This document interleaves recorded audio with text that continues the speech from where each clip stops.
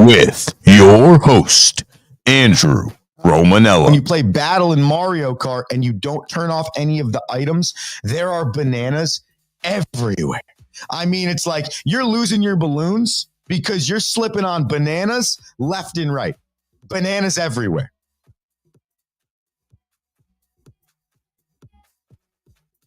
What's going on, everybody? Welcome into another edition of The Rome Show here on 12ouncesports.com, broadcasting live on YouTube, X, and Roku TV. I'm your host, Andrew Romanella. We got you for the next 30 and change, and we got a lot of fun stuff to talk about as we do daily here on The Rome Show. So get in on the action. Social media is the easiest way. The Rome Show 1, Instagram, Facebook, TikTok, X. That is The Rome Show, then the number 1. Or, as it says on my handy-dandy whiteboard behind me here, follow the mothership on YouTube or X. And on top of just following the mothership there, you can also comment live on the show, get in on the conversation, and talk to us about some of our good, bad, or indifferent sports takes. Today, we're going to vote on a hockey team name for the Utah Hockey Club. They will be doing that next week, as the original name for the Utah Hockey Club was denied by the United States Patent Office. We have Major League Baseball news, some signings, some trades, and then I need to get you the audio from Yankees owner Hal Steinbrenner, okay? I'll give you a quick glimpse into it, and then I need you to stay till about 17 to hear the comment, to 7:15 to hear the comments. Hal Steinbrenner essentially said it's hard for the Yankees to do anything like what the Dodgers are doing. Wild, right? Yeah, we'll play you the clip and we'll get deeper into that. And then if we have time, we might find a trade suitor for St. Louis Cardinals Nolan Arenado. But that's if we have time, because we always have to give you our daily bananas to end the show as well. So a good one here on the Rome Show, 12 OZ Sports. Get in on the action. We love when you do. Okay, we said we'd start with the Utah Hockey Club and the naming rights for the aforementioned Utah Hockey Club. Just to give you a refresher, the Utah Hockey Club is in its first year of existence in the National Hockey League. They were the Arizona Coyotes for the last 30 or 40 years. The same group that owns the Utah Jazz, Smith Entertainment Group, so SEG, for the remainder of our conversation here, purchased the Arizona Coyotes, moved them to Salt Lake City, Utah last offseason, and for the first year elected to use the name Utah Hockey Club as their name. They then put together 20 names with which they allowed a fan vote, okay? That fan vote resulted in the name of the team being the Utah Yeti, or the Utah Yetis. And you can imagine like an abominable snowman looking guy as their mascot. So the name was voted Utah Yeti or Utah Yetis, the individual or the plural. And the team was ready to rock. They filed with the U.S. Patent and Trademark Office, and the U.S. Patent and Trademark Office denied the use of the name Utah Yetis for SEG and the Utah Hockey Club, okay?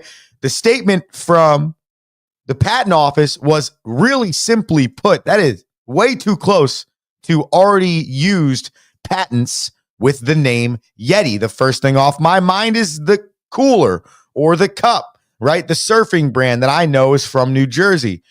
But the U.S. Patent Office said too close, could be confused. No, you cannot make that the name of your hockey team. So SEG goes back to the drawing board, and up on your screen now are the team names that will be voted on next week by the Utah Hockey Club's fans. If you are at the game or you're in attendance at the game, I think it's on Tuesday of next week, you will be able to begin voting for the new name of the team. Here are the three remaining options. First and foremost, the team's current name for its inaugural season in Salt Lake City. SEG had this to say when they purchased the Arizona Coyotes. It has always been our intention to let our season one identity be Utah Hockey Club. The team's performance and the amazing response from our fans will hold the conversation through our inaugural season. Almost something like what we saw with the Washington Commanders when they were in the transition period from, don't strike lightning on me, the Washington Redskins, and they went to the Washington football team or football club or whatever they called themselves. And then they voted on and came to the Washington Commanders. I still, to this day, think the Commanders could be, it's at least a top 3 worst mascot in professional football, and it could be a top 5 worst mascot in professional sports. I have to do a little bit more research, but this is that exact same feeling. The only difference here is this team's brand new. So they have a real chance here to create an awesome identity. So the first and foremost is Utah Hockey Club, which I think is a super awesome name, and it mirrors what a lot of professional soccer teams do. The second name, the Utah Mammoth. This nickname was one of 6 finalists from the original fan vote last year, along with, and here are the finalists that had been before Yetis was voted: Utah Yeti, Utah Blizzard, Utah Hockey Club, which is still a chance, Utah Outlaws, and Utah Venom. Okay. And then this last one, which is a top 3 finalist now, was added on later, the Utah Wasatch. Okay. I hope this one doesn't even come close to being voted on. But this is a new option that the team has added in because it references the Utah Wasatch Mountain Range, known for its many ski resorts, which I like to go to, which are very awesome, but that name is stupid. So write us in, comment live, tweet at us or X at us, whatever you call that now, DM us, okay? I would love to know if you had choice for the naming rights of the Utah Hockey Club, would you keep them the Utah Hockey Club? Would you make them the Utah Mammoth? Would you make them the Utah Wasatch? Or is there another name that is just significantly better than any of those names that you would name the Utah Hockey Club? Get us on the social media, The Rome Show 1, Instagram, Facebook, TikTok, X, or 12OZ Sports. That's our mothership. Follow them everywhere. I promised you some baseball news as well prior to us getting to our discussion on the New York Yankees, Hal Steinbrenner, and some other possible movements in the Major League Baseball offseason. I wanted to give you some updates over the last week on some of the moves that have gone on in Major League Baseball. We mentioned this one on the show at some point last week, but I wanted to bring it up again. Tanner Scott signs with the Los Angeles. You know what? Tanner Scott, here you go. A little background, Joe. Tanner Scott signs with the Los Angeles Dodgers 4 years. I believe $72 million was the contract. Last year, Scott had a 1.75 ERA, and nearly 30% of his at-bats ended in a strikeout. So really great add there to the bullpen for the Los Angeles Dodgers, where you could consider the rich getting richer. But hey, listen, if you have the money and you have an ownership group that's willing to spend, and you've already proven to yourself, i.e. last season, that your spending can result in a championship, then I don't see what's wrong with what the Dodgers are doing. If they're okay being over the luxury tax and taking that money on, I would get everybody, and I would make this thing the second coming of the New York Yankees from the 90s and the early 2000s. We continue on in Major League Baseball with Jerickson Profar. He played for the San Diego Padres last year. Name hasn't surfaced around a lot in the last few years because he was trending downwards in 2023. However, in 2024 with the San Diego Padres, he had a resurgence. He hit .280 with 24 homers, 85 RBIs, and 94 runs. That was good enough for the Atlanta Braves to take a flyer on him for 3 years. $42 million. So Jerickson Profar does a nice job with a one-year deal last year in San Diego, revitalizing his career. And I think that's a really good ad for an Atlanta Braves team that fell short last year and had a lot of injuries, a lot of injury bug, and Profar can play multiple positions on the field. Nice pickup for the Braves. Some quick ones for you before I go to my last one. Closer Carlos Estevez has signed with the Royals. He had 26 saves and 31 chances last year with the Phillies and the Los Angeles Angels. He had a 2.45 ERA. Taylor Rogers, the left-handed reliever from the San Francisco Giants, has been traded to the Cincinnati Reds. Hang Kim, coming off a shoulder injury, signs a 2-year deal with the Rays. Former New York Yankee Tommy Kahnle signs a 1-year deal with the Detroit Tigers. Adam Frazier to the Pirates, or stays with the Pirates. Austin Hayes to Cincinnati. Cincinnati doing a lot this year. And Ryan Stanek, the reliever, hard-throwing reliever that you might have remembered from the Mets in the playoffs last season, re-signs with the New York Metropolitans. And then finally, quite possibly, I think one of the most important moves that's happened over the last week is the Chicago Cubs trading the Houston Astros for Ryan Presley. Ryan Presley has spent the last 7 seasons in Houston, so winning multiple World Series and being a key clog to the back end of that bullpen in multiple scenarios during the last bunch of years with the Astros. We've seen Ryan Presley in the 7th inning, in the 8th inning, in the 9th inning, in big games in the regular season, in big games in the postseason, helping his team win the World Series. And for a Chicago Cubs team who had the most blown saves in Major League Baseball last season at 26, you're adding a guy in Presley who's been in the league for 12 years with a career ERA of a 3.37, and he has 112 saves right now in his career. So no more important than the team that was the worst at the back end of the bullpen, adding that type of an arm this offseason. The Cubs are really trying to remake this thing. Ryan Presley had a no-trade clause with Houston, so he had to waive that no-trade clause, saying in a statement he thought about his younger self and how cool he thought it would be to play at Wrigley for the Chicago Cubs. He thought about the movie Rookie of the Year or whatever it was, and that was all cool to him.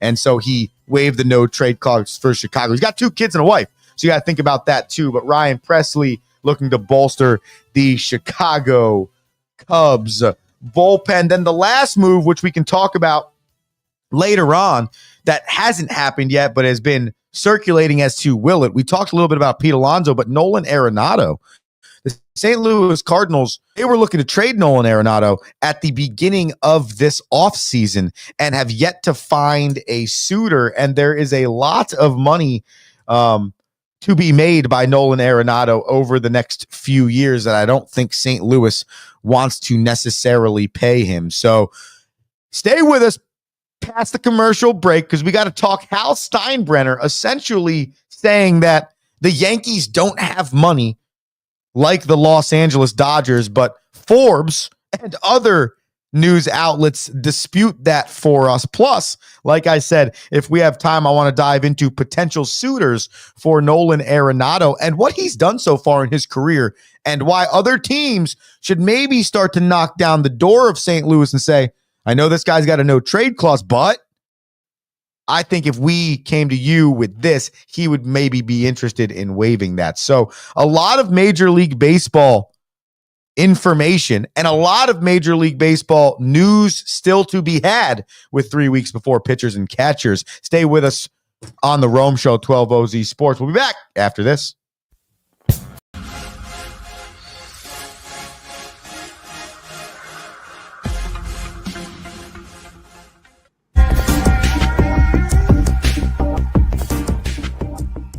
Welcome to MyBookie. You're ready to create an account and start making money, and we're here to help. And remember, you can get a bonus of up to $1,000 on your first deposit. Now you're ready to bet.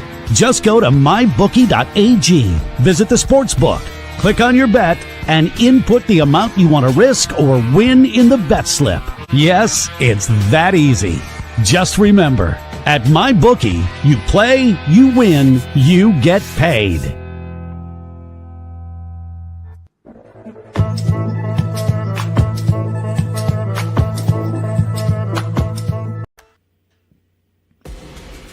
Need tickets to that next event? Well, at 12 Ounce Sports, we've got them with soccer anywhere in the world. Tickets to any venue, any sport. Want to go to NCAA or NFL football matches? We've got them. Yeah. Baseball at every level. Every Power 5 matchup is available. Don't forget, costumes and paint are optional. What's that? You want to go to Broadway? We have those too. Want to jam out? Every concert, every artist. That's right, at 12 Ounce Sports, we've got the tickets for less. 12ozsports.com/tickets. That's 12ouncesports.com/tickets.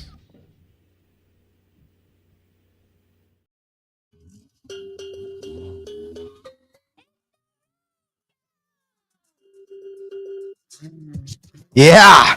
It's the Rome Show, 12ozsports.com, YouTube, X, Roku TV. I'm Andrew Romanella. We got you for like 12 more minutes, and I hope you're excited because I'm excited because we have a chance to talk a little bit more baseball, which you know is my bread and butter. Your bread and butter should be following the Rome Show. One, Instagram, Facebook, X, TikTok, or 12OZ Sports on YouTube or X, or if you have a Roku TV stick, bam, 12OZ Sports right there. Meredith Marakovich of the Yes Network interviewed Yankees owner Hal Steinbrenner the other day regarding the upcoming 2025 Major League Baseball season. A lot of things came up during this conversation, but there were two snippets back to back that I thought were very interesting, to say the least. And I'm not a Yankees fan, but looking at what the Yankees have been the entirety of my life and what Hal's father, George, would have wanted the perception of this team to be, I'm very surprised. The best way I can put it. Here's Meredith Marakovich and Hal Steinbrenner talking about the Yankees, their spending, and getting ready for the 2025 season. Well, it's difficult for most of us owners to be able to do the kind of things that they're doing.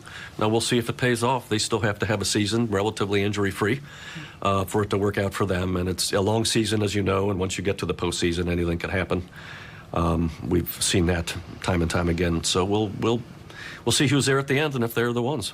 Aaron Boone back as the manager. You picked up his option. Was that at all a hard decision for you? No. I've always thought Aaron Boone was a very good manager, and that's his reputation, in the industry. We will be talking with him in the days and weeks to come. Obviously, we're trying to hit the priorities right now, which is the roster itself.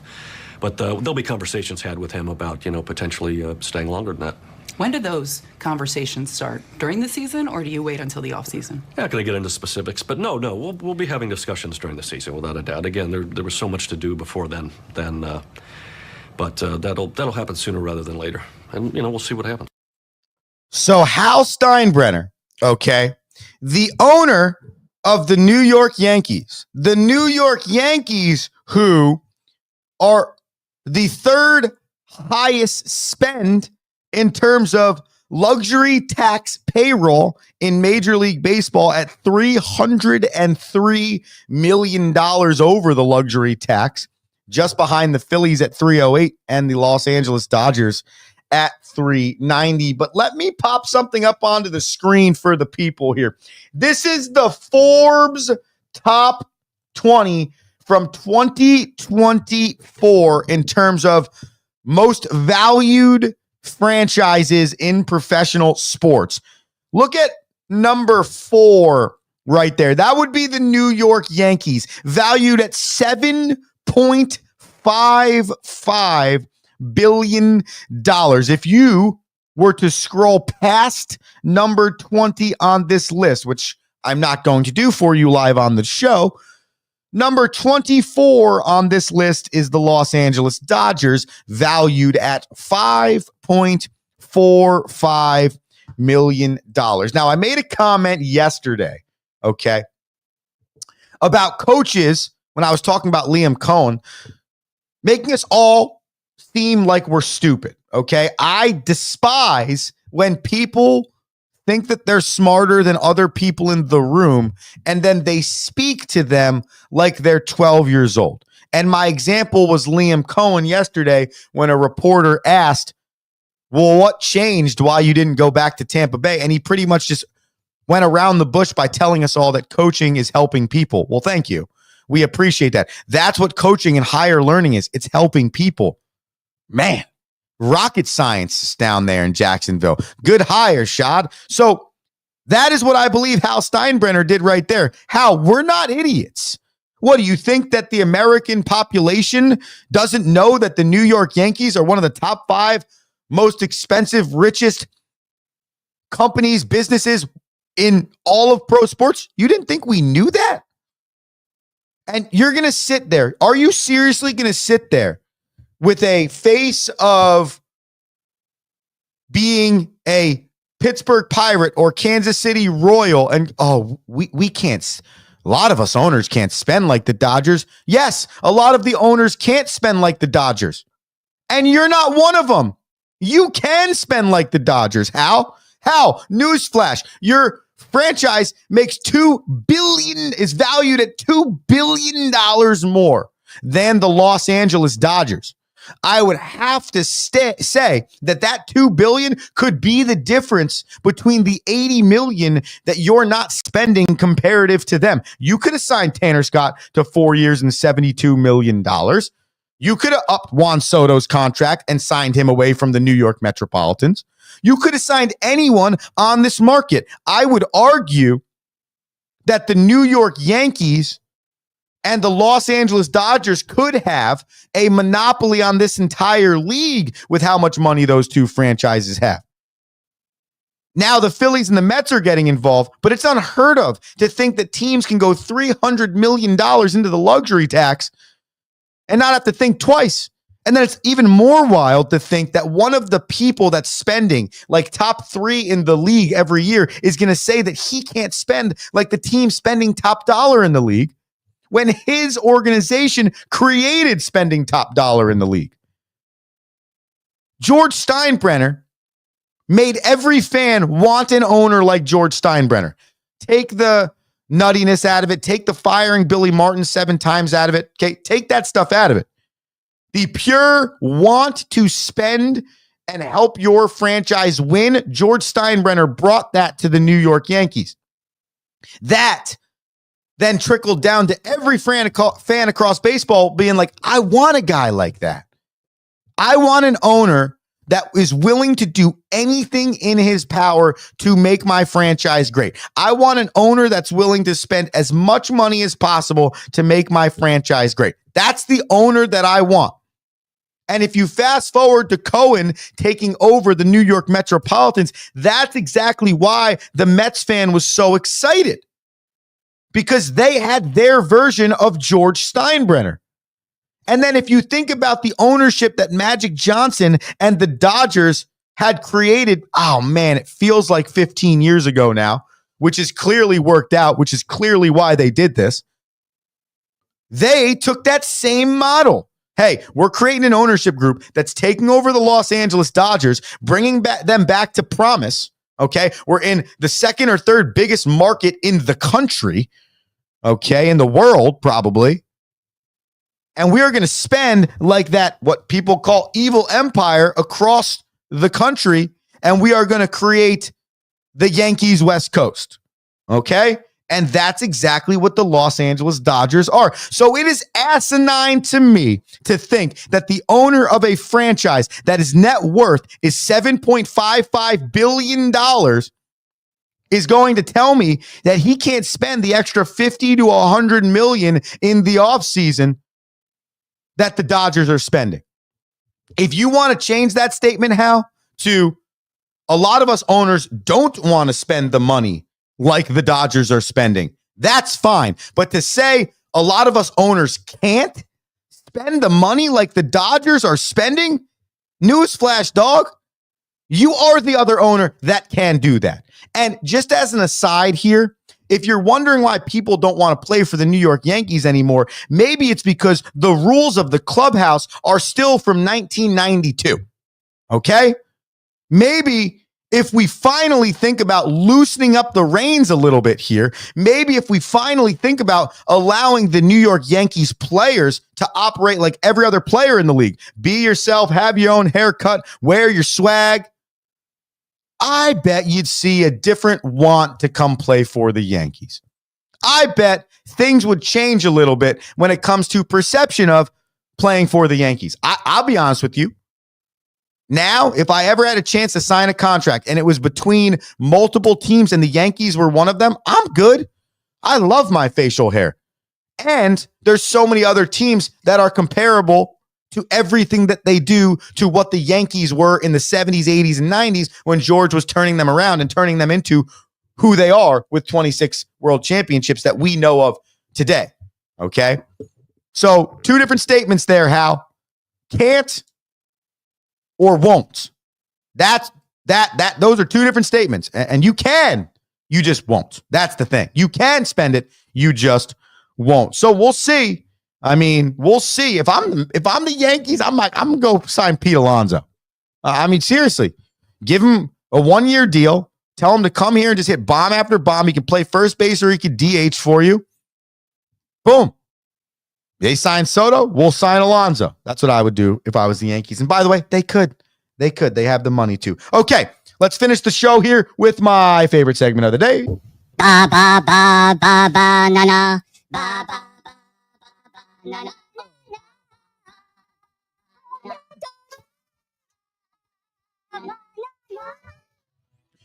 All right, ladies and gentlemen, it is time for Daily Bananas. Last night we went in the NBA. The first pick that we had was the Golden State Warriors against the Thunder. We had them at plus 10.5. That was a really good pick for us. You know why? Golden State won by 7. So that's a check mark. Ding, ding, ding. We also had the Cavaliers minus 7.5 against the Heat. That was a check. The Cavs won by 20. Then finally, the Bulls against the Celtics. We had them at plus 14.5. The Celtics showed up last night. The Bulls did not. So it was a 2-1 day for Andrew. So I believe we move our record to 533 Would like to note the Nuggets and Knicks game last night.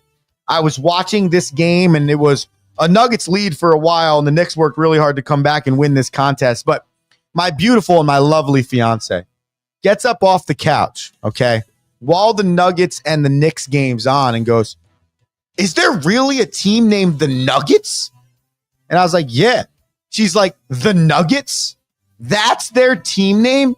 And I was like, "Yeah, they're the Denver Nuggets." She's like, "The Denver Nuggets? That's what we're calling a professional sports franchise?" And I was like, "Yeah, I think it's because of all the mining that went on in Colorado in the mountains and stuff like that." But yeah, their team name's the Denver Nuggets, and they're really good. And that was the first time I ever thought about how wild and reckless the team name Denver Nuggets is. So we had some fun laughing about that. I don't know if anybody else feels that same way, but that story was funny to me, and it really did make me think about team names, which we can have a conversation about on another time. So we give you our picks tonight. We're only going to give you 2 now, okay?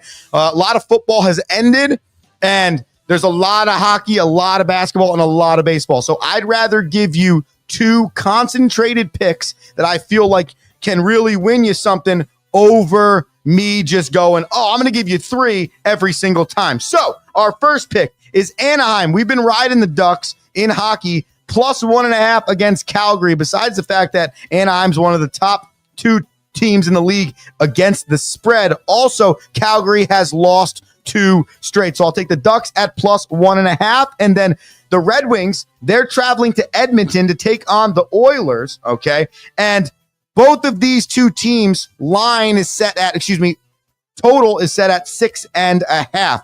The Red Wings, they've gone under in 4 of their last 5, and Edmonton, they've gone under in 4 of their last 5. So I'm going to take the 6.5 under in this contest. So Ducks plus 1.5 and Edmonton Red Wings under 6.5. That is the Rome Show here on 12OZ Sports, YouTube, X, Roku TV. Thanks for tuning in. We appreciate you. Follow us, share it with a friend, and tune in every single day. Hey, Andrew Romanella saying, have an electric day. Peace. For listening. Thank you for listening.